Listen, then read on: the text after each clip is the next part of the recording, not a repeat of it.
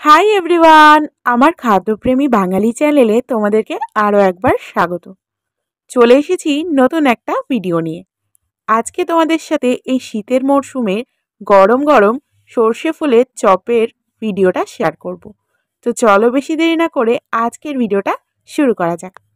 দুদিন আগে আমরা গিয়েছিলাম পিকনিক করতে, আর আমাদের পিকনিক স্পটের পাশেই ছিল সর্ষে ফুলের ক্ষেত। ওখান থেকে আমরা সবাই মিলে একটু মজার ছলেই এতগুলো সর্ষে ফুল তুলে নিয়ে এসেছিলাম। এখন এটা দিয়েই গরম গরম সর্ষে ফুলের চপ বানাবো। তো প্রথমেই ভালো করে সর্ষে ফুলগুলোকে জল দিয়ে ধুয়ে নিয়ে নিয়েছি। এখন ব্যাটারটা রেডি করে নেব। প্রথমেই নিয়ে নেব পরিমাণ মতন বেসন, তার মধ্যে দেব অর্ধেক পরিমাণ চালের গুঁড়ো, কিছুটা কালো জিরে,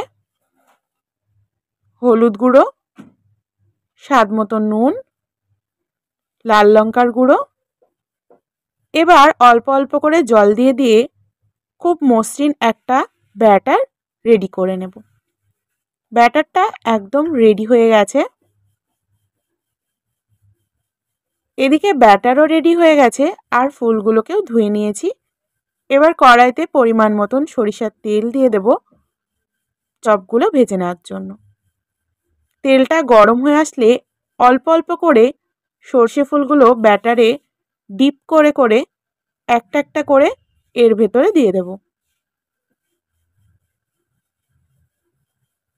এবার উল্টে পাল্টে লাল লাল করে ভেজে নিলেই একদম রেডি হয়ে যাবে গরম গরম সর্ষে ফুলের চপ। একইভাবে আমি বাকি চপগুলোকেও ভেজে নিয়েছি। শীতের মরশুমে গরম গরম এমন সর্ষে ফুলের চপ কিন্তু অনেকেই খায়। আজকের ভিডিওটা তোমাদের কেমন লাগলো অবশ্যই কমেন্টসে জানিও। আর নতুন নতুন রান্নার ভিডিও পেতে হলে অবশ্যই আমার চ্যানেলটাকে সাবস্ক্রাইব করে দিও। আজকের সন্ধ্যাবেলার তো টিফিনে ছিল আমাদের চানাচুর মুড়ি, তার সাথে গরম গরম সর্ষে ফুলের চপ। আজকের ভিডিওটা এখানেই শেষ করছি। আবারও আসবো নতুন কোনো রান্নার ভিডিও নিয়ে। ততক্ষণের জন্য টাটা।